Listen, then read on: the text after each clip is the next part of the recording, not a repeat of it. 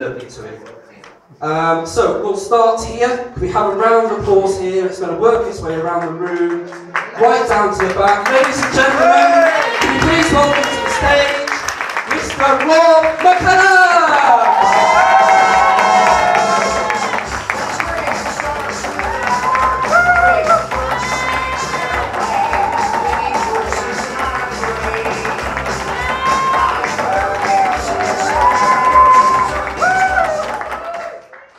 Good evening. Kind of feel like I'm in court here.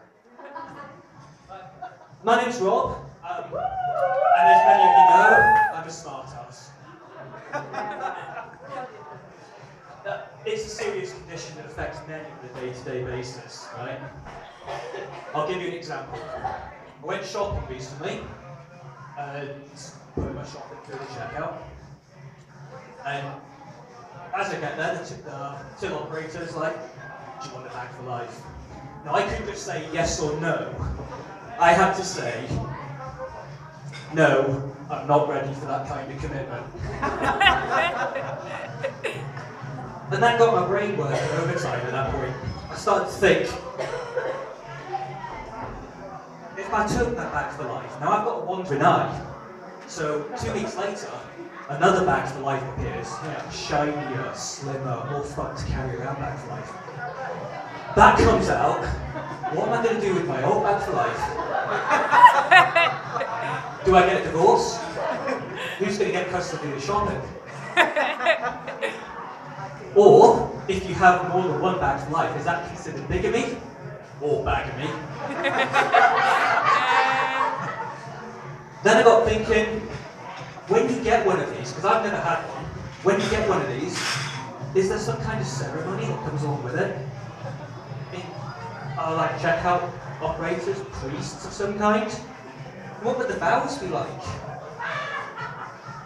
To split, do we part? So, to pack and to carry? In degradation and in health? Lead us not into cash back, for we do not need change for parking. And then I thought, well, you never see those at the self-serve checkouts, do you? You never see them there.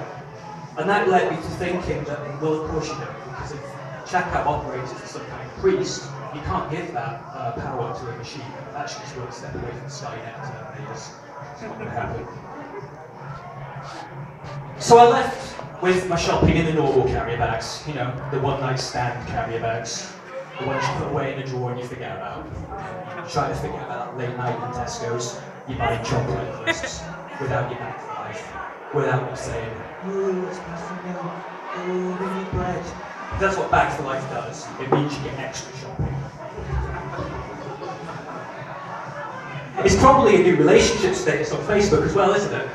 Like, you've got married, single, it's complicated. And now you've got Bags for Life. You've got your profile pictures, haven't you, on Facebook? With your, all your couple friends have got them. They're all smug, smiley with their partners on holiday, all cuddly. It's just you with your Bags for Life coming out of Asda with your shopping, isn't it? Hey!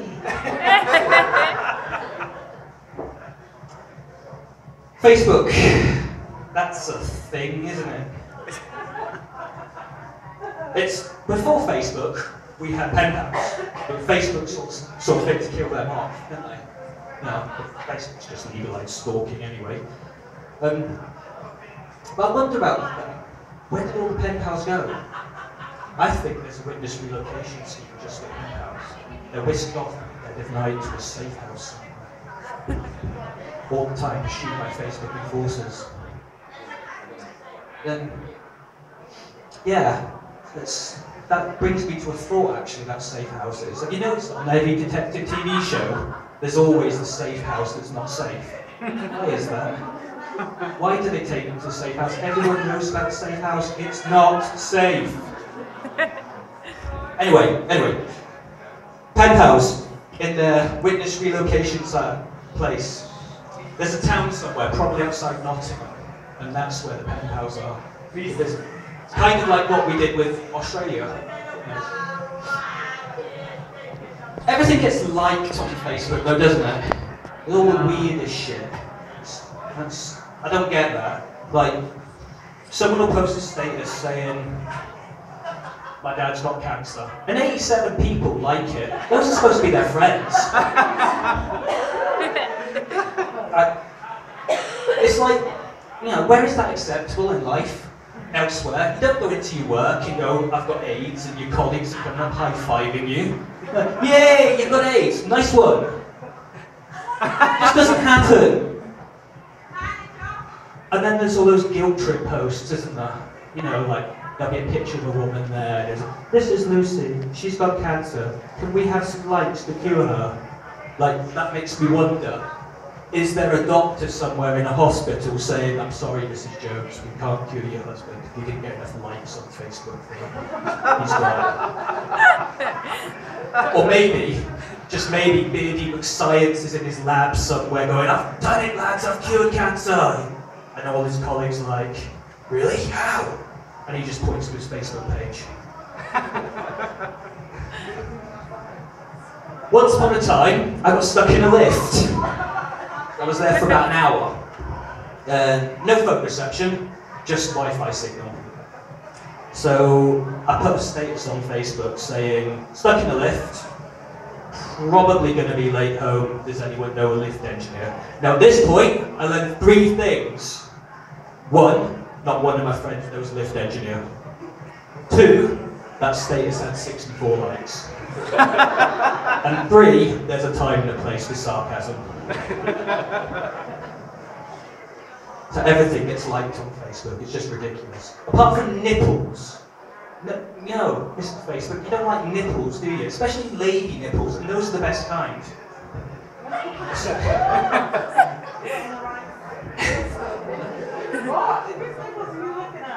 exactly. No one's on Facebook. That's what you think.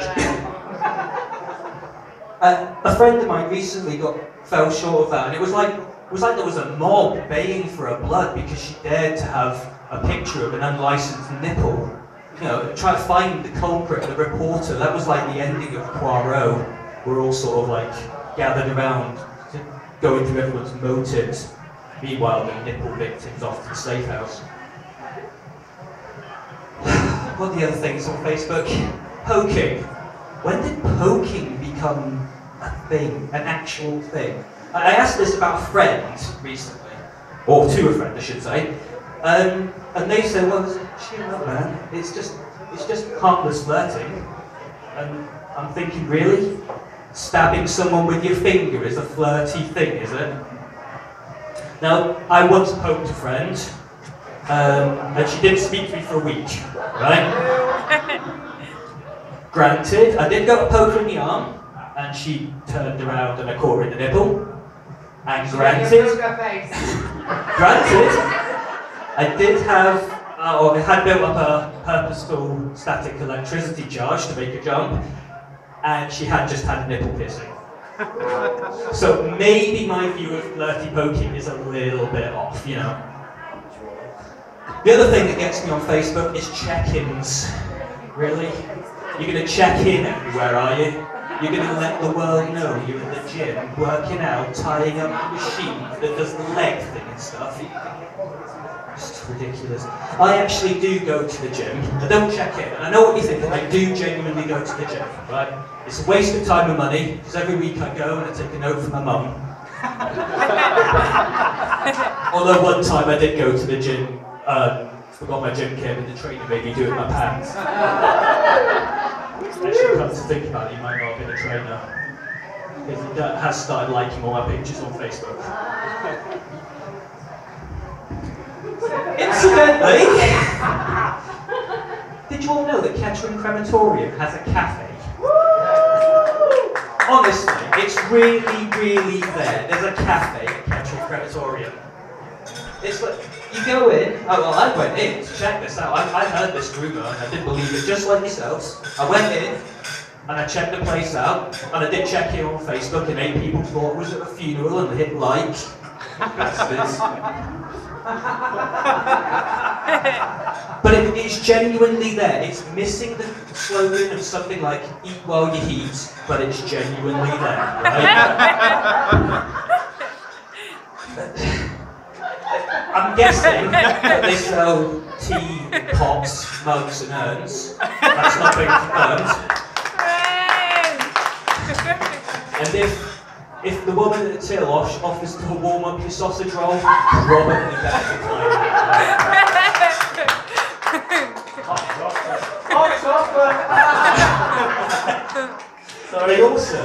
They also, on further research, they do tours.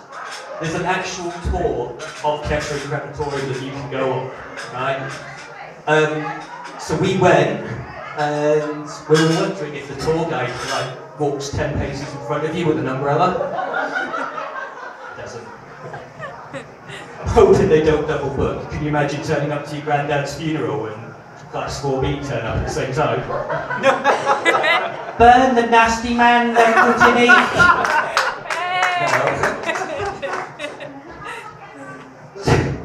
It was just, while we were doing this research, my friend actually got thrown out of Kettering Crematorium for smoking. Absolutely ridiculous. I'm kind of hoping they've got a gift shop, personally. Can you imagine that? Your little urns to keep your Kettering Crematorium pens and pencils in. Maybe thank you for coming to my funeral cards. That'd be brilliant. That would be brilliant. Folks, I'd love to thank you for coming out tonight. It's been great. Actually, it's different from my usual Friday night. I've got to tell you this.